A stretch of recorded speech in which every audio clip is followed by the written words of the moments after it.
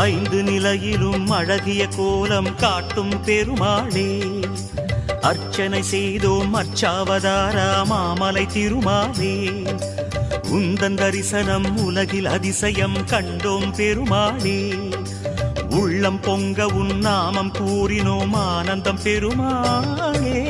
நமோ நமோ